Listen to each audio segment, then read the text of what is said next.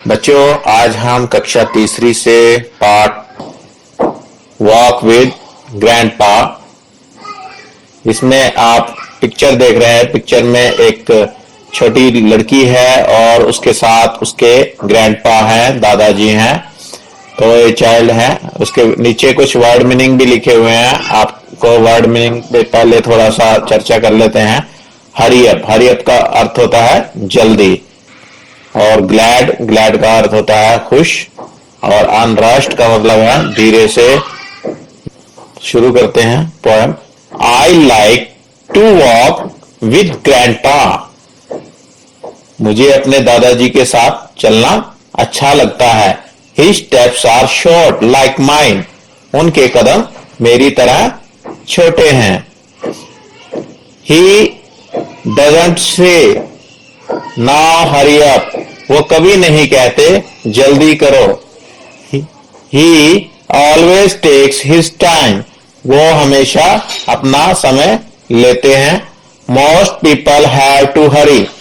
ज्यादातर लोग जल्दी में रहते हैं। They do not stop and सी। वो रुकते नहीं हैं और ना ही देखते हैं। I am glad that God made him. और मैं बहुत खुश हूं कि भगवान ने उनको मेरे लिए बनाया है।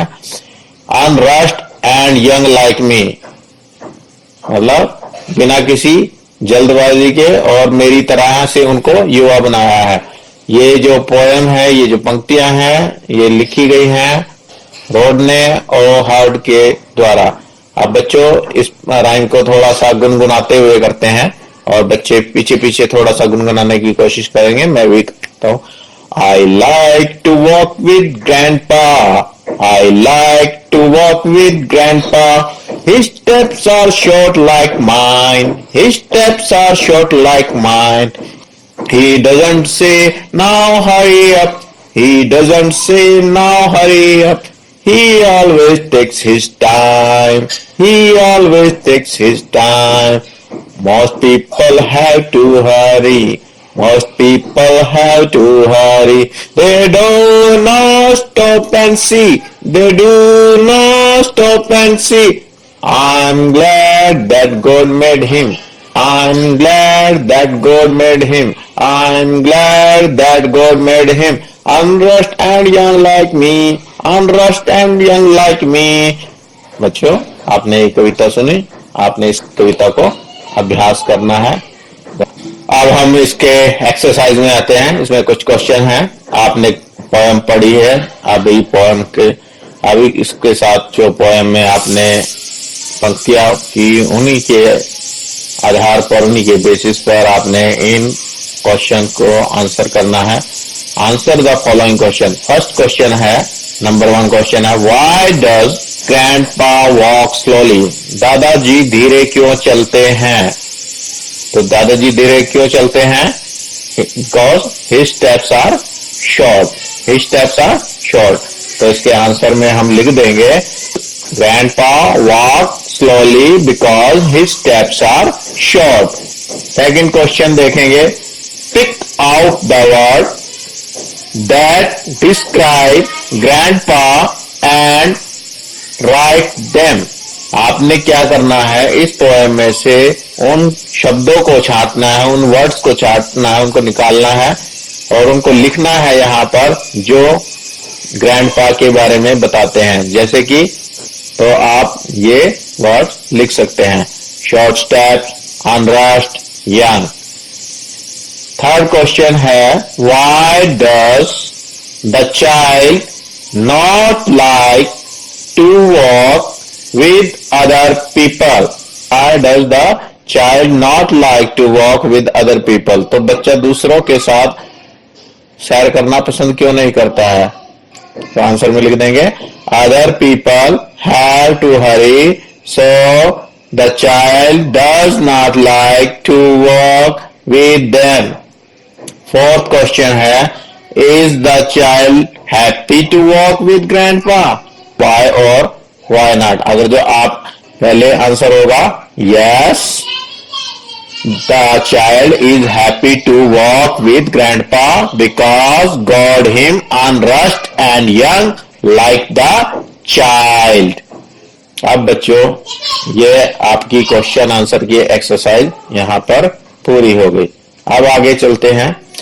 अब आप इसमें ग्रामर में देखिए, read the aloud sentence and notice the word in bold. आपने नीचे वर्ड ये सेंटेंस लिखे हुए हैं, आपने इन सेंटेंसेस को देखना है और जो लेटर ये बोल्ड जो आपको डार्क करके दिए हुए हैं तो इनको आपने देखना है, इनको नोटिस करना है। Aryan ate an apple. Aryan किसी व्यक्ति का नाम है, आर्यन एक पर्सन है, तो आर्यन एट एन एप्पल। उसके बाद सेकंड सेंटेंस में देखेंगे, चिल्ड्रन वर प्लेइंग फुटबॉल। अब चिल्ड्रन वर्ड को बोल्ड करके दिया हुआ है, डार्क उसमें दे रखा है। उसके बाद है, they went to Delhi yesterday. They went to Delhi yesterday, और इसमें दे जो वर्ड है उसको बोल्ड किया हुआ है। उसके बाद फोर्थ सेंटेंस को देखेंगे, our house has 3 rooms. Our house जो है यहाँ पर बोल्ड दिया हुआ है। अब बच्चों आप देखिए, पहले में आर्यन जो है उसको बोल्ड करके दिया हुआ है, सेकंड में चिल्ड्रन को बोल्ड करके दिया हुआ है, थर्ड में दे को बोल्ड किया हुआ है, और फोर्थ सेंटेंस में आवर हाउस को बोल्ड किया हुआ है। A sentence has 2 parts. तो कोई भी सेंटेंस होता है उसके 2 पार्ट होते हैं, एक होता है सब्जेक्ट एंड सेकंड पार्ट होता है प्रेडिकेट। तो यहां पर सब्जेक्ट और प्रेडिकेट हमारे पास 2 पार्ट होते हैं। In above sentence the words in bold are subject. आपको जो ये ऊपर वर्ड देख रहे हैं सेंटेंस में जो बोल्ड किए हुए हैं, अब हमने जिनको सर्कल करके रखा है, जो वर्ड हमने सर्कल किए हुए हैं, ये जो वर्ड है ये सब्जेक्ट है। क्या है? सब्जेक्ट। और जो बाकी का पार्ट है, the rest part of the sentence is called predicate. क्या कहते हैं उसको?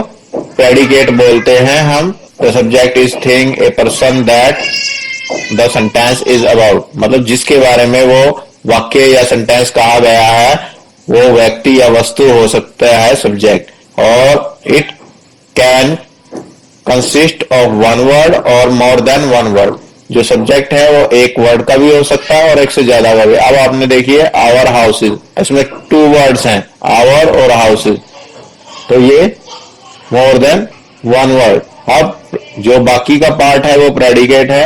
अब आगे इसी में एक्सरसाइज करते हैं। हाँ बच्चों देखिए, इसमें सेंटेंस में circle the subject under the predicate, underline the predicate in each sentence given below.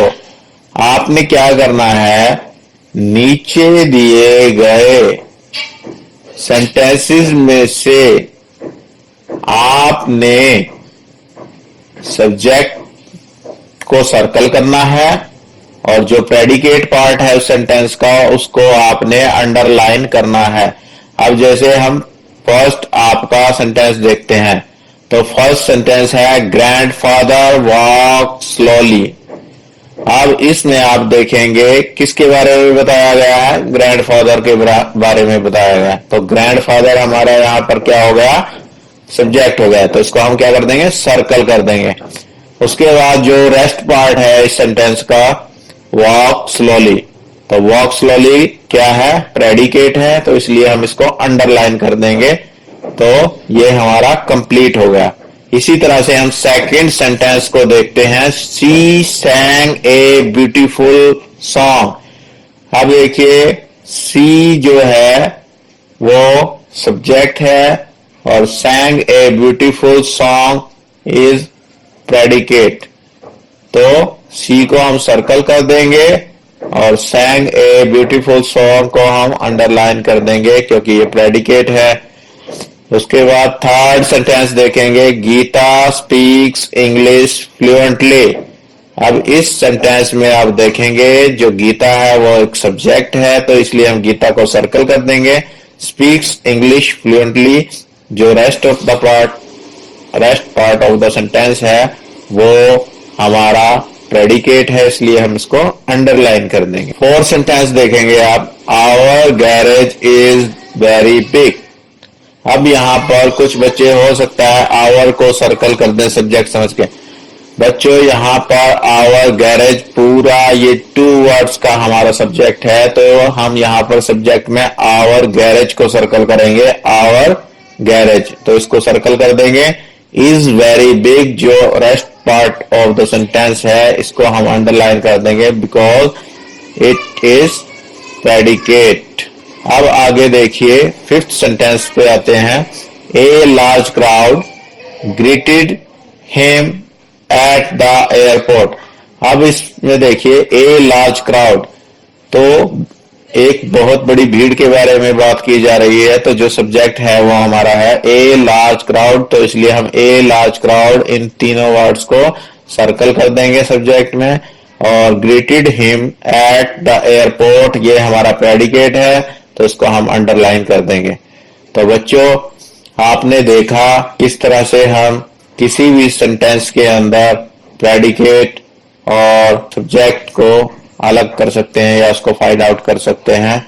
अब बच्चों आगे जाते हैं। List the members of your family in the circle given below, one has been done for you. आपने बीच में family दिया हुआ है, आपने फैमिली में जो भी आपके मेंबर हैं उनके आपने रिलेशन लिखने हैं, सिर्फ यहाँ पर जो रिलेशन में जो नेम बोलते हैं, और आपने एक करके दिखा रखा है। जैसे यहाँ पर लिखा हुआ है ग्रैंड फादर, तो ग्रैंड फादर लिखा हुआ है, आप क्या लिखेंगे यहाँ पर ग्रैंड मदर, तो यहाँ पर आपका आ जाएगा ग्रैंड मदर। इसी तरह से ग्रैंड मदर हो गया, ग्रैंड फादर हो गया, और फैमिली में कौन होता है, जो आपके पिताजी हैं उनको आप क्या बोलते हैं, फादर, तो फादर हो गया फादर। उसके बाद फादर माता जी को क्या कहते हैं हम इंग्लिश में, मदर, तो मदर हो गई आपके फैमिली में। और कौन होता है, आपके भाई या बहन होंगे, तो ब्रदर एंड सिस्टर, तो आपके जो भी भाई है या बहन है, भाई को हम ब्रदर कहते हैं और सिस्टर बहन, तो ब्रदर और सिस्टर, ब्रदर एंड सिस्टर। बच्चों अब आप इस कविता को गुड मैनर्स को मेरे साथ एक बार दोहराएंगे। Good manners are like flowers, good manners are like flowers, they have some magic powers, they have some magic powers. Please, sorry, thanks, please, sorry, thanks, I like money in the bank, I like money in the bank, use them and see, use them and see how good you can be, how good you can be. बच्चों please कब कहा जाता है, if you ask for something usually से, अगर जो आप किसी से कुछ पूछते हैं, किसी के कुछ करने के लिए कहते हैं किसी से, तो आप प्लीज कहते हैं usually. If someone does something nice for you, अगर जो कोई आपके लिए बहुत अच्छा काम करता है तो आप क्या कहेंगे बदले में, thank you. If you do something wrong you से सॉरी, अगर जो आपसे कुछ गलती हो जाती है तो आपने सॉरी बोलना है। और आप इन शब्दों की मैजिक पावर देखिए, जब आप इनको इस्तेमाल करेंगे आपका प्रेज होगा। अब आगे बच्चों इस एक्टिविटी के अंदर आपने क्या करना है, स्लिप्स बनाने हैं और आपने ये काउंटिंग लिखनी है। बच्चे बारी बारी से आएंगे और ये अब जैसे यहां पर लिखा हुआ है 1, तो बच्चे लिखेंगे 1। दूसरे में क्या लिखा हुआ है बच्चों, 2, आपने ये वर्ड्स के अंदर लिखना है 2, और उसको बाद में अपनी नोटबुक में भी राइट करना है और आपने स्पीक भी करना है 2। नेक्स्ट क्या है 3, नेक्स्ट 4, 5, 6, 7, 8, 9,